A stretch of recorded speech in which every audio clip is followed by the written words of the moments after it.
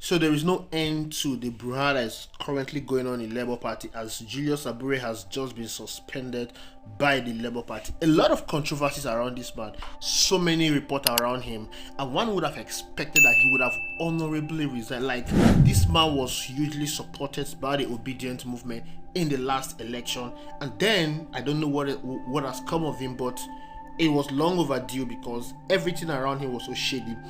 And now he has been suspended by the Labour Party, and we have a lot to talk about this man and the Labour Party. So watch the video. Here forwarded to you and for your consideration is the ratification of the suspension of Comrade Barrister Julius Abure from the membership of 3 Abure East and Northeast local governments in the state.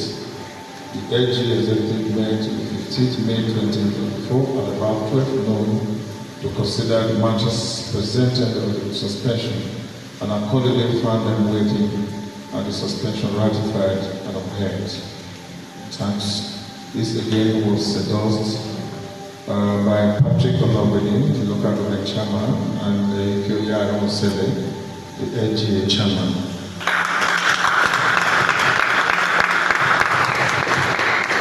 Distinguished leaders, ladies and gentlemen, we have come to these unfortunate points arising from several consultations with people and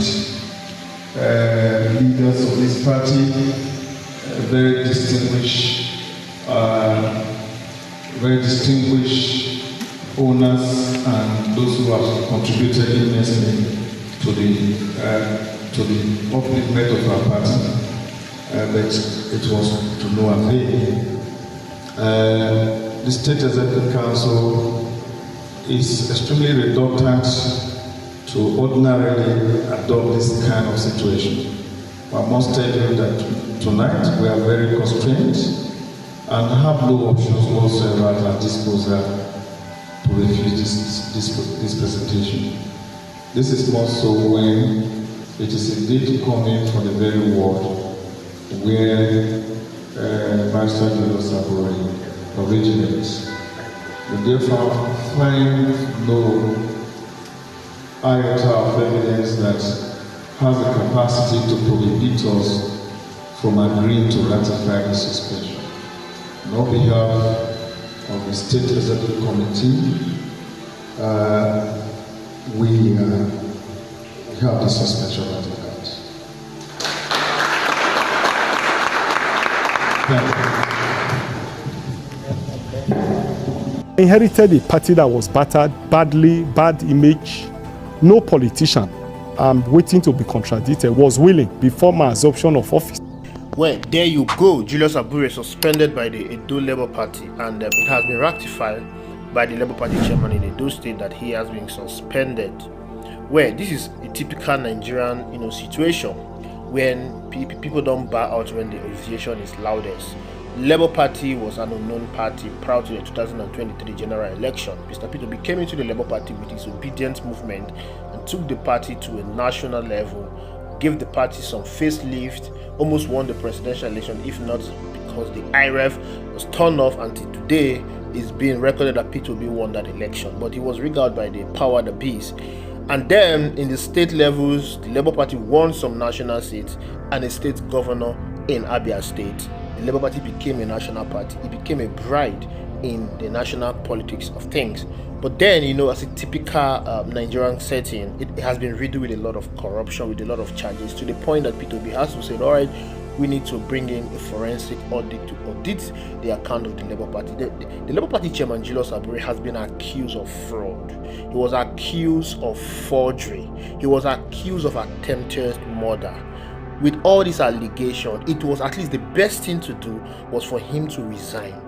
Resign pending the investigation of the matter. Resign and clear your name. But a Nigerian politician will decide to hold on to power even at the expense of his own happiness and his own party. That is it. He even went as far as conducting a convention that most people are grateful, especially the obedient movement. The obedient movement they are yet to be incorporated into the Labour Party, and that is what they are asking for. We want to be incorporated into the Labour Party. We gave the Labour Party the push We gave the Labour Party the recognition it has in the last election. We need to be incorporated into the Labour Party, and I'm sure Abure felt some people were coming to take over the Labour Party for him. I mean, these were the same people that made you record. Who knows Abure before now? Nobody even knew Abure. Nobody even was even talking about Labour Party. The obedience movement came and they did a lot of things. These people set up offices for the Labour Party in different parts of the country. These people donated their houses, donated their offices to be used by the Labour Party, because prior to that time, the Labour Party presence was missing in almost every part of the country. Most of the offices of the Labour Party were left abandoned. The Obedient took it up and renovated most of this. Like, it was a people-driven campaign for Peter Obi and the Labour Party. The Obedient spent so much, and they wanted to be incorporated. They wanted to handle the affairs of the party. They needed a new breath of fresh air in the party.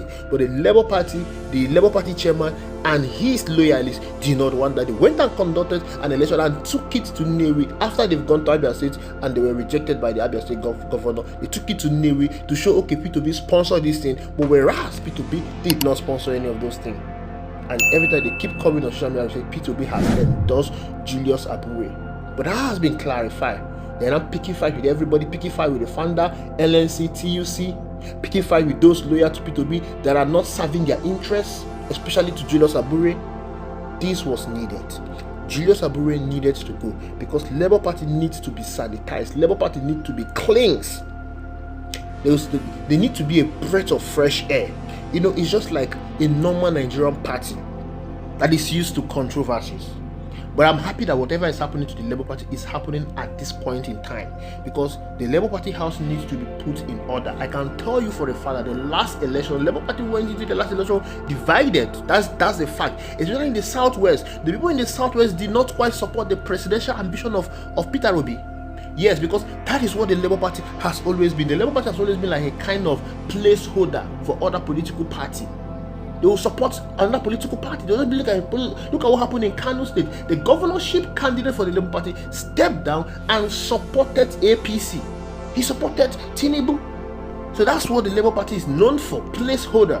So it is good that whatever is happening now, because the Labour Party house needs to be put in order. Going into 2027, they don't need any form of divided house. P2B has said that the issues in the Labour Party will be resolved internally.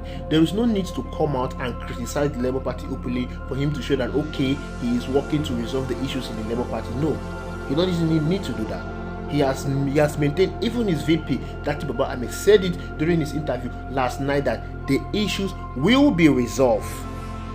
And Labour Party will go into the 2027 general election stronger. You must understand that what Labour Party did in the last election is what has never been done before.